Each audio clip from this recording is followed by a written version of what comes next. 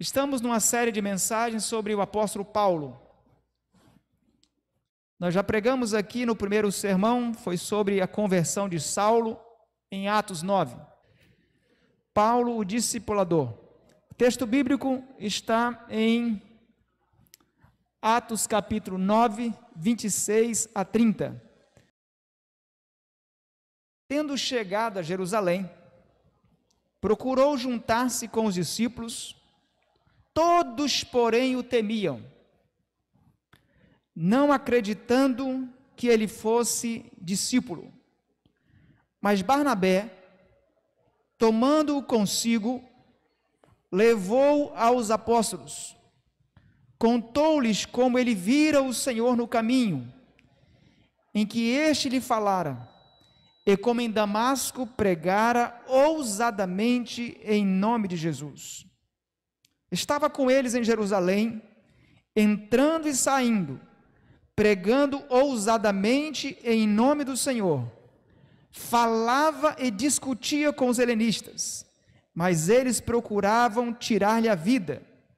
Tendo, porém, isto chegado ao conhecimento dos irmãos, levaram-no até Cesareia, e dali o enviaram para Tarso.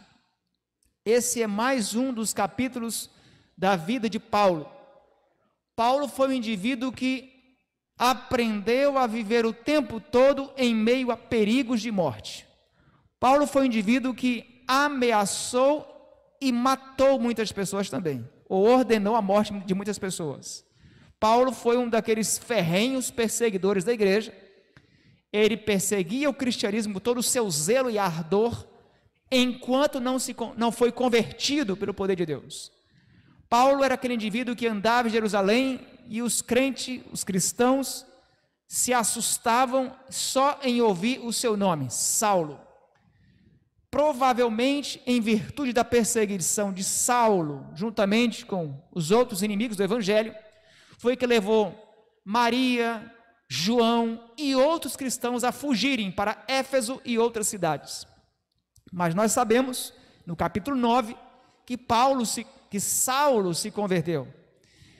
Saulo ia para Damasco para perseguir e matar cristãos. Mas no caminho, o que acontece? Uma reviravolta completa. Ele chega em Damasco e, ao invés de perseguir cristãos, o que ele faz? Se une aos cristãos contra os inimigos que ele viera como aliados. Então a vida de Paulo vira de ponta cabeça. Como ele começou a pregar em Damasco, os inimigos do evangelho, que antes eram seus amigos, decidiram matar Paulo, tirar-lhe a vida. E o que foi que Paulo fez? Capítulo 9, versículo 24 e 25, o que Paulo fez? Paulo fugiu, escapou de Damasco dentro de um cesto. Dali Paulo foi para um deserto na Arábia, não sabemos ao certo em que lugar ele ficou, mas ficou num deserto por mais de um ano, isolado de todos, meio sem saber para onde ir.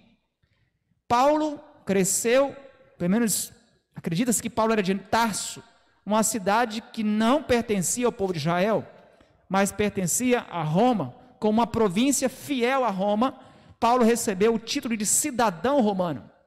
E ali, Paulo, juntamente com sua família, provavelmente pais judeus, ele recebeu o título por ter nascido em Tarso, mas seus pais eram judeus. Então, seus pais o enviaram para um grande professor, que se chamava Gamaliel. Acredita-se que a família de Paulo ficou extremamente decepcionada com a mudança de carreira de Paulo. Paulo era um indivíduo que já era membro do Sinédrio. Como membro do Sinédrio, provavelmente era casado. Não sabemos nada sobre sua esposa, nem sobre filhos, pouca coisa sobre seus familiares. A única referência que se faz à família de Paulo é de um sobrinho, que é filho da sua irmã, que vem para adverti-lo que havia uma armadilha contra ele. Paulo, então, já que em Damasco a igreja não podia comportá-lo, já que em Jerusalém ele não seria recebido, Paulo vai para um deserto, e lá passa entre 1 a 3 anos, acredita-se. O que fazer? Depois de pensar, para Tarso, para a casa dos pais, que não queriam, que não imaginavam nunca que ele seria um crente, Não dava. Para Damasco, a morte. Para Jerusalém, arriscou-se. E aqui então estudamos o relato de hoje. Chegando em Jerusalém, o que a igreja de Jerusalém fez com Saulo? Abriu os braços e recebeu, como toda igreja, abre os braços e recebe os recém-batizados, é isso? Não, infelizmente não foi. A igreja de Jerusalém, por N razões, tinha medo de Paulo. Dizia, o que esse indivíduo está maquinando agora? O que ele está aprontando?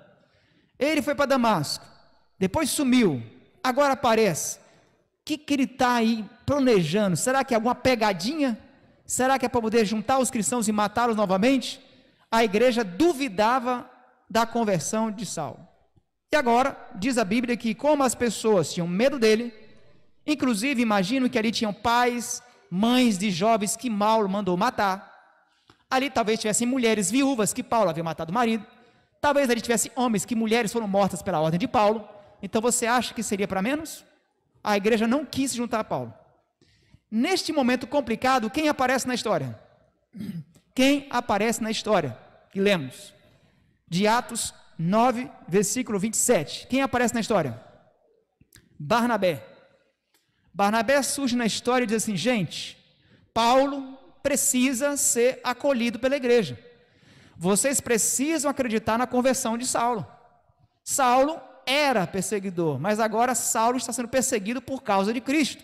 Eu o vi, eu estava em Damasco, eu vi Paulo pregando, eu creio na conversão de Paulo, e vocês precisam abraçar Paulo, vocês precisam acolher Paulo. Para onde Paulo vai? Paulo tinha uma vida antes fora da igreja, e agora Paulo está na igreja, e na igreja ele precisa que vocês acreditem nele. As pessoas quando vêm para o evangelho, eles tinham uma vida lá fora. Quando as pessoas vêm para a igreja, eles tinham uma outra forma de viver.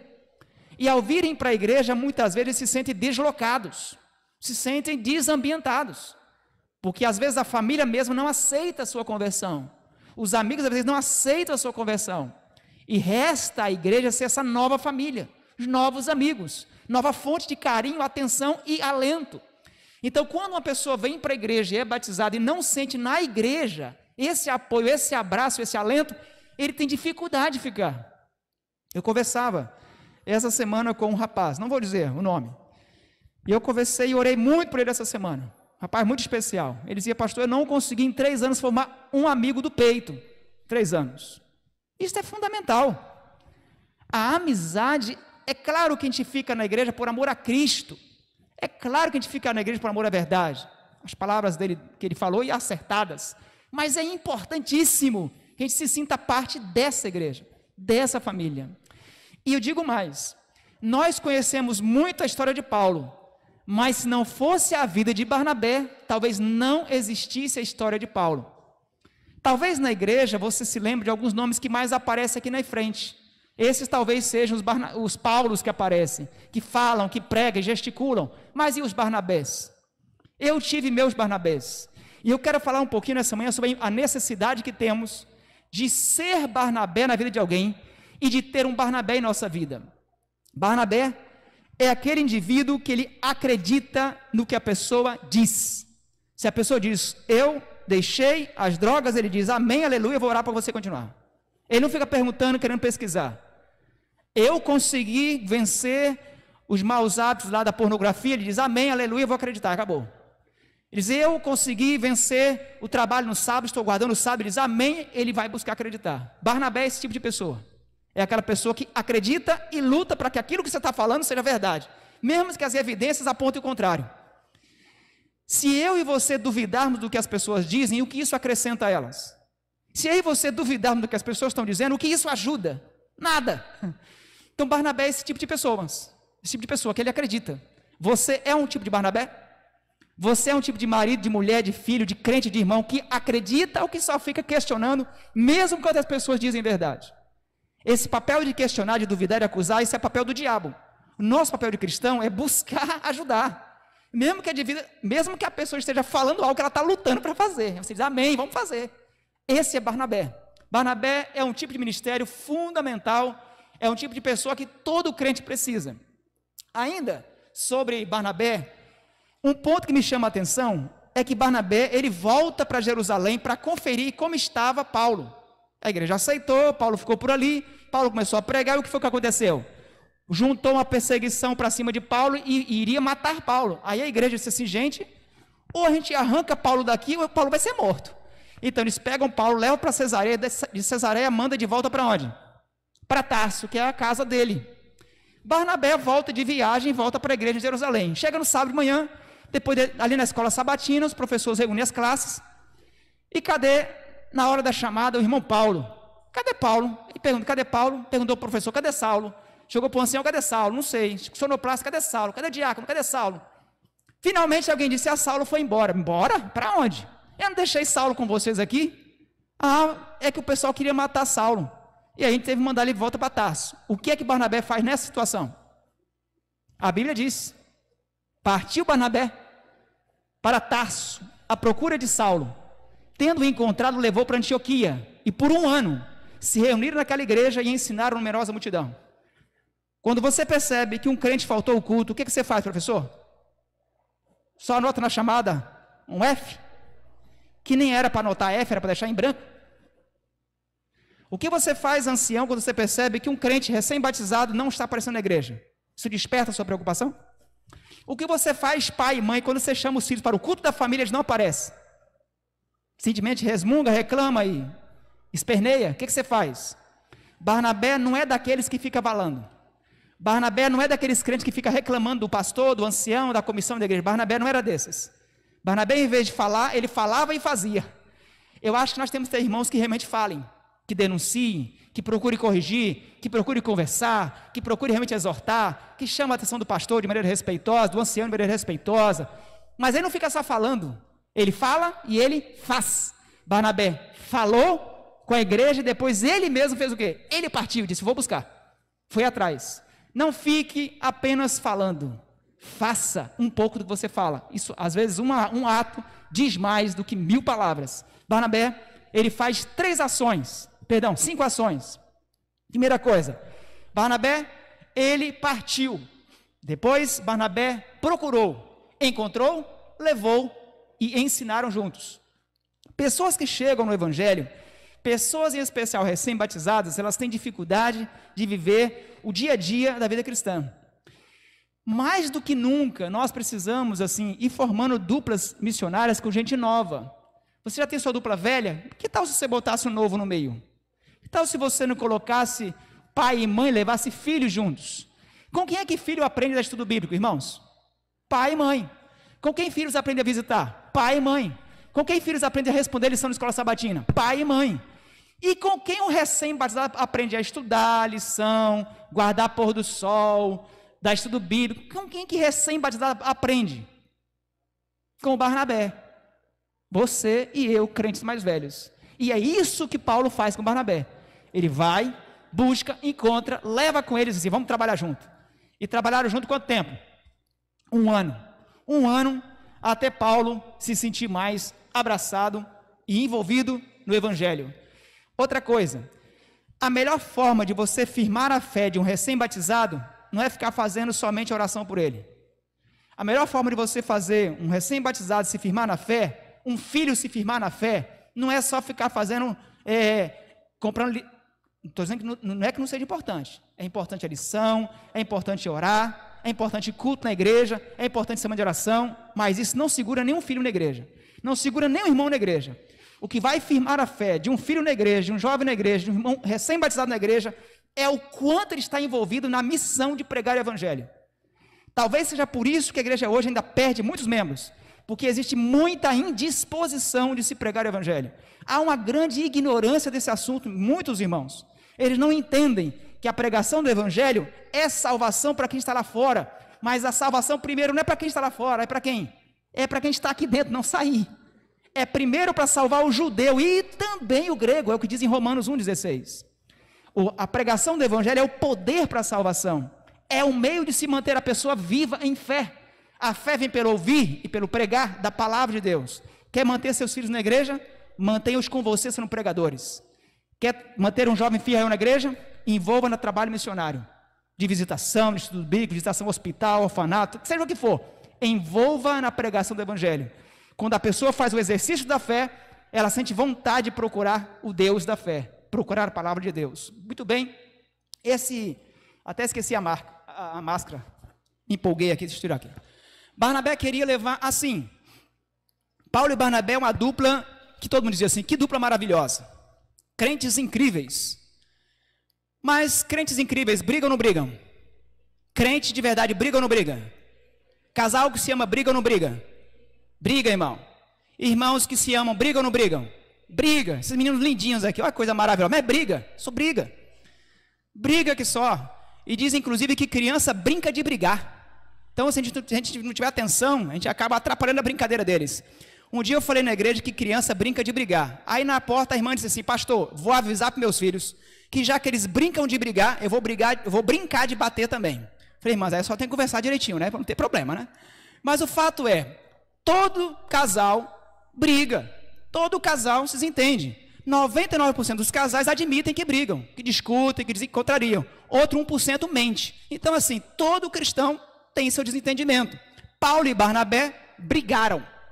Qual foi o motivo da briga? Briga foi o seguinte, um momento da evangelização, Barnabé disse assim, bora levar o Marcos. Marcos era um indivíduo jovem, provavelmente foi o que escreveu o evangelho de Marcos, e Marcos, ele foi um indivíduo que tinha um certo recurso, sua casa era um pouco assim, bem abastecida, provavelmente uma casa grande, que a igreja se reuniu por muitos dias, e aí a mãe de Marcos disse assim, Paulo, leva esse menino para aprender a pregar o evangelho, leva para ir para evangelizar. Paulo e Barnabé concordaram e levaram. Só que no meio do caminho, o que Marcos fez? Marcos disse, ih rapaz, esse negócio de cuscuz, não tem nem um ovinho junto, esse cuscuz, todo dia cuscuz, todo dia não tem comida boa, a cama aqui é só um colchonete fino. No meio do caminho, Marcos deixou Paulo e voltou para casa. Menino, Paulo não gostou não. E aí, mais tarde, Barnabé disse assim, bora levar Marco de novo? Paulo disse, ó o dedinho, Marco não. Evangelho, fazer trabalho missionário, para viajar, não é para jovem fraco não. E Marcos é fraco. Marcos nos abandonou lá no meio do trabalho. Marcos não vai mais não. E Barnabé dizia, vai, Paulo dizia, não vai. Vai, não vai, a briga ficou. Aí o que aconteceu? Barnabé queria levar João Marcos, também chamado Marcos, né? Mas Paulo não achava justo levarem aquele que se afastaram desde a Panfilha e não havia acompanhado o trabalho. Eu fico imaginando, né? O Barnabé disse assim, Paulo, você não é brincadeira, né, Paulo? Quer dizer que dias atrás a igreja rejeitava você, a igreja não acreditava em você, e quem foi que te abraçou, Paulo? Fui eu, né, Paulo? Mas agora que teu irmão Marquinhos está aprontando, que teu irmão Marquinhos aprontou essa, você não quer acolher o pobre do Marcos, né, Paulo? Difícil, né, Paulo? Eu sei que eles bateram a boca, discutiram, não teve jeito, até que tiveram que fazer o quê? Separar. Crente brigando não dá certo, irmão. Crente brigando tem que separar. Chega um momento que você tem que separar, senão não vai dar certo. Houve entre eles tal desavença e vieram a separar-se. Então Barnabé tomou consigo Marcos, levou para Chipre, mas Paulo, tendo escolhido Silas, partiu encomendado pelos irmãos encomendados pela graça do Senhor. Irmãos se entenderem é normal. Eu acho que eu já discuti aqui quase todos os meus anciãos. Não sei se com o Nito eu já briguei, mas se não briguei, um dia eu vou brigar. Então assim, é inevitável que em algum momento a gente se desencontre. Se você for autêntico, se você for sincero, e se você for humano e sincero com seus sentimentos e pensamentos, em algum momento você vai desencontrar. Agora, o problema não é brigar. O problema é você não ter a humildade de reconhecer quando você está errado. O problema não é você, às vezes, falar uma bobagem. É você não ter a humildade e capacidade suficiente, a hombridade suficiente de dizer, falei besteira, me perdoe. E admitir que você errou. Aqui eu vejo esse princípio interessante. Os dois brigam, mas diz assim, já que você não quer, Paulo, fica na paz, segue teu caminho, vou orar por você. E eu vou seguir outro caminho. Barnabé chama consigo Marcos e vai uma dupla missionária, e Paulo chamou Silas e fez outra dupla missionária. Até a briga de crente, que é crente de verdade, vira bênção, irmão. Quando um casal crente, quando briga, eles crescem, mas quando estão na presença do Senhor. Até irmão, quando desencontram com o outro, mas se eles tiverem humildade, tiver Espírito Santo, até uma briga vira uma bênção. Se tiver humildade, buscar o Senhor. Com essa discussão de Paulo e Barnabé, quando o crente consagrado discute e briga, até a briga é abençoada. Ao invés de uma dupla, agora era o quê? 2 duplas. O casal briga, não precisa separar, precisa tomar vergonha. Não pode dizer isso, ele vai vergonha na cara, mas aí não pode. Então tem que tomar tendência na vida, né? Ele dizer assim, não, a gente brigou, a gente discutiu, mas vamos conversar, vamos ajeitar, o que pode ser feito? O que eu tenho que melhorar? O que você tem que melhorar? O que nós precisamos evoluir como seres humanos, como cristãos? E o casamento pode ser ainda melhor. O 21º ano de casamento tem que ser melhor do que o primeiro. É assim que precisa ser a vida cristã. Cada ano melhor que a outra. E ali então eles partem, cada um para um rumo. Mais tarde, você vai encontrar em 2 Timóteo que Paulo estava preso em Roma. E ele faz um pedido a Timóteo. Você lembra o pedido que ele fez a Timóteo? Dá para você trazer o Marcos aí para mim? Porque o Marcos vai me ajudar, me é útil. Eu acho interessante que mais tarde, o próprio Paulo, que disse que não queria Marcos com ele, é o mesmo que diz assim, traz Marquinhos para me ajudar. Traz o irmão Marcos para me dar uma força aqui. E ali Paulo, já idoso, velho, preso, quem é que está do lado de Paulo? Marcos. Crente briga, mas crente se perdoa, crente se humilha, crente está unido. Casais cristãos não fazem como casais mundanos, que discute e separa. Ou às vezes separa sem nem mesmo discutir. Casais cristãos, eles aprendem a resolver seus conflitos.